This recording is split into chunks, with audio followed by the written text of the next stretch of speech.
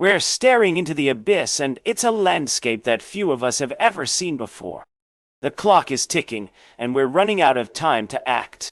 The world's top carbon emitters are hurtling towards catastrophic tipping points at an alarming rate, with devastating consequences for our planet. The numbers are stark. According to the International Energy Agency, if global emissions exceed 560 gigatons annually, the world will hit a tipping point within 5 years.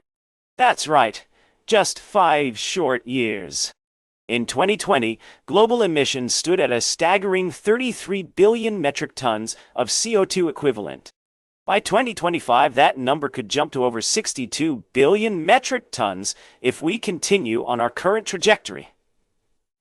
To put that in perspective, let's look back at some historical trends. In 1990, carbon emissions were at around 18 billion metric tons per year. But by 2008, that number had already surged to nearly 30 billion metric tons. Fast forward to 2020, and emissions have more than doubled since then. The rate of growth has been accelerating dramatically, with an estimated 2.5% annual increase in recent years. Animal agriculture, which accounts for around 14.5% of all greenhouse gas emissions, is a significant contributor to this problem. The livestock industry alone produces over 200 million metric tons of CO2 equivalent per year, equivalent to the entire economy of Switzerland. And it's not just the methane and nitrous oxide produced by cows. It's also the land use changes that come with expanding feedlands, leading to widespread deforestation and habitat loss. But it's not just about numbers. The scale of this problem is staggering. Every year, over 8 million tons of plastic enter our oceans, choking marine life and contaminating the food chain.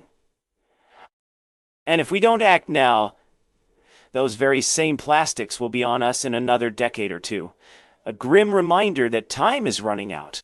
The consequences of inaction are dire.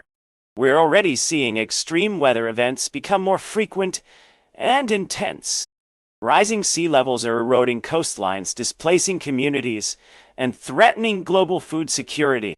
In fact, according to the United Nations, over 140 million people worldwide have been displaced due to climate-related disasters since 2008.